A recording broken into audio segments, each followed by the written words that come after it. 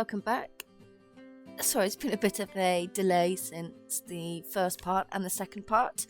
I've just been faffing. It's been recorded for ages. It's just doing this voiceover bit I find a little bit more of a challenge and find time to sit and do it. But anyway, so we're now, if I remember where we are now making the gardens outside Longleat. And these are a bit more made up, really. It's inspired by, there are fountains out the front like this, but most of it, in the most part, it's kind of made up but inspired by. So yes, making fountains. I know now that with the barriers, with the animal barriers, you can make fountains without having to do all the terrain bit, but I can't remember why I decided to do this. I think just to get a really smooth wall, really uniform smooth wall, I decided to do it that way. And if you cover the edges with flowers, it looks fine. Oh, this was quite painful, trying to get the paths so it looked like they're coming out the side of the stairs as well.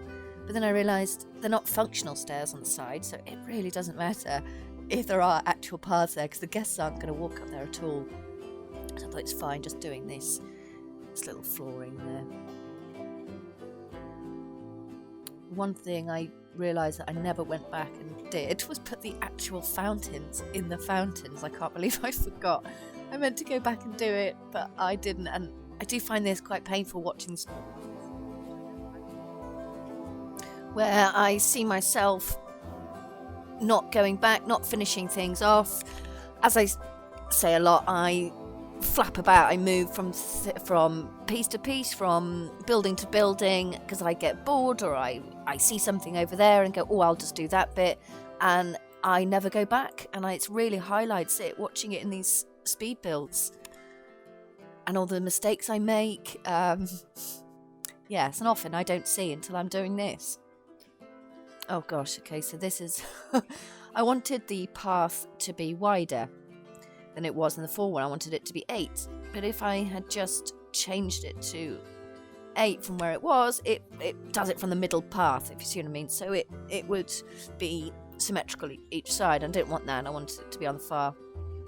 I'm probably just making complete nonsense now, but anyway, it was a pain, but I did it.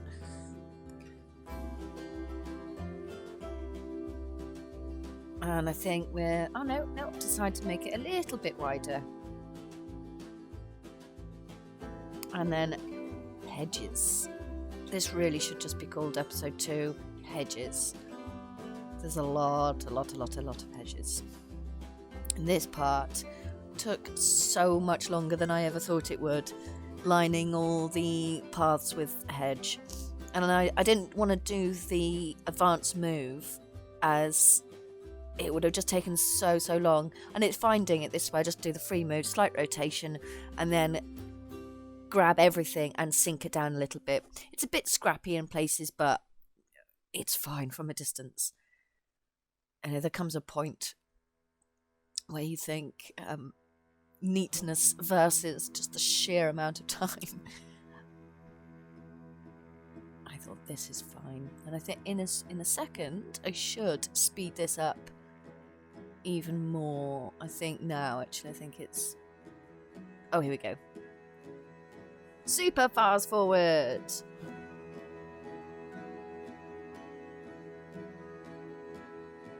Until around here, just to finish off. Now just neatening off all the edges. Sorry, I'm another slurp of coffee as we watch this bit.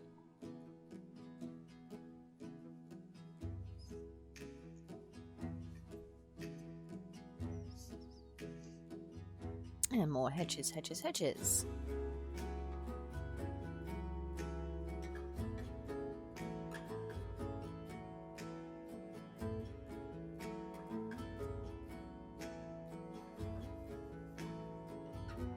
Oh, here's a classic example of what I was talking about earlier. That's me finishing off a bit of roof that I hadn't done. Who knows what else is remained unfinished. Okay, so this bit. So Longleat has a topiary, a big bowl thing outside, sort of in the position where this is, but I didn't want to do a big bowl. I wanted to do something just a bit more fun. Well, it's not really fun, but I don't know, a bit more. I wanted to do a line, and I thought it'd be the easiest one as well. I'm going to say just to do a quick little face. I think the line is the easiest to draw out with hedges. So I think this came out quite well actually, because the line is just a simple little face, and then freestyle with this mane.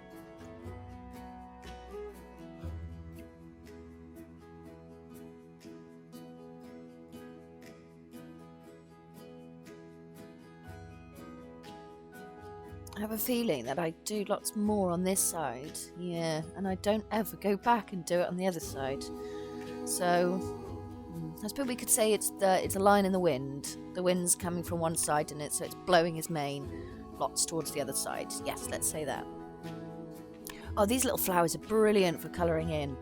Really enjoyed colouring in with those. I thought it looked great. But then I decided to do these sort of just combination of reds and yellows and oranges, but with each section being a block colour. But then I did a sort of sunset effect down there in the bottom, which you'll see in a second, which I really like how it came out. And then I thought, oh, I could change it all to this, but I was really indecisive, so I think I only changed one, and I went, oh, I like it, but I just kept it as is. Committed to my earlier decision. I still think he came out quite cool.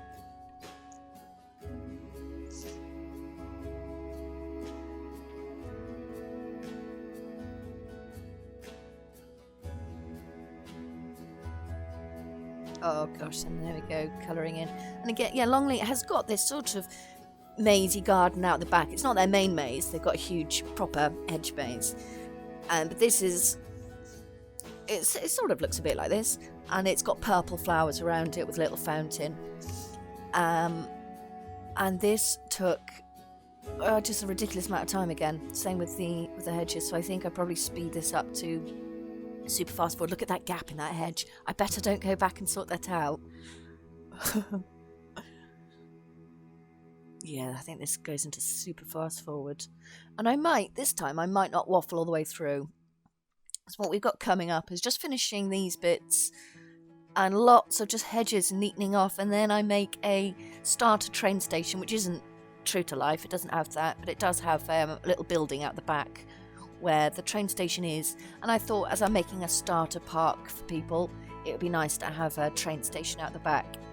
So I make that, which is sort of inspired again by little bits of Longleat, but I'm a whole bit made up.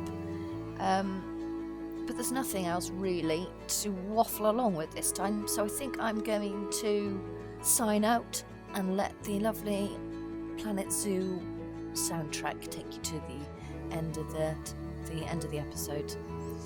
And I really don't think I will be interrupting, so thank you very much. I hope it won't be another 2 weeks till my next part.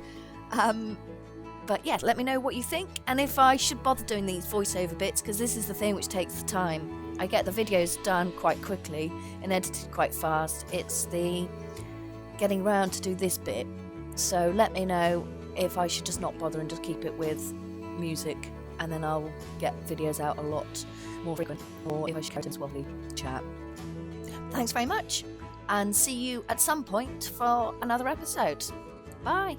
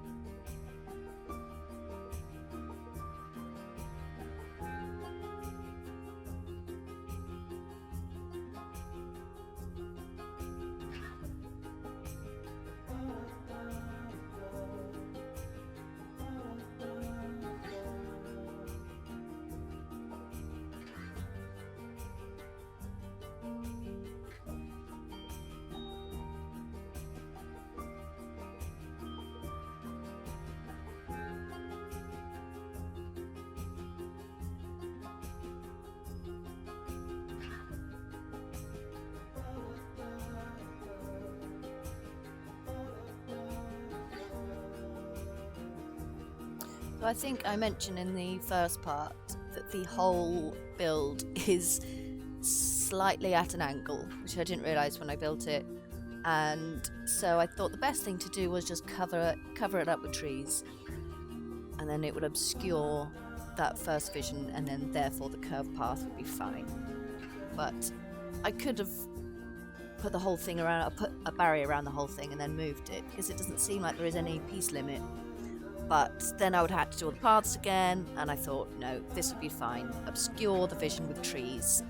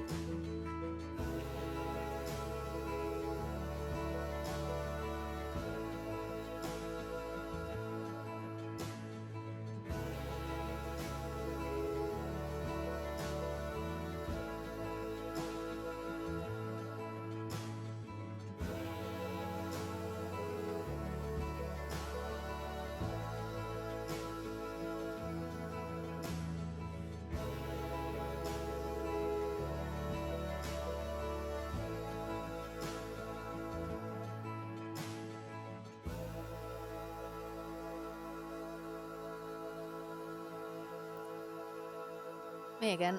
I just got to explain how painful this part was. I was trying to put a trim around this, so near where the train track is, so it's still nice and trimmed, but underneath, so it doesn't go through clip through the train track. And I couldn't figure out how it wasn't going there, even with the disabled scenery toggle on, and I separated it from building, and it just wouldn't go. So I thought, okay, I'll do gardens instead, but I didn't like how they were looking. Take that back and try and do the trim again.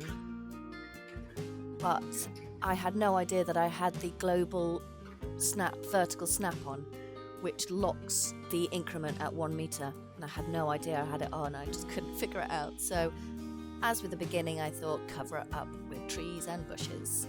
Oh, here we go. This is me just trying to separate it from building. Couldn't figure out why it was snapping, and so I just left it, covered it up with trees. Okay, I'm really going now.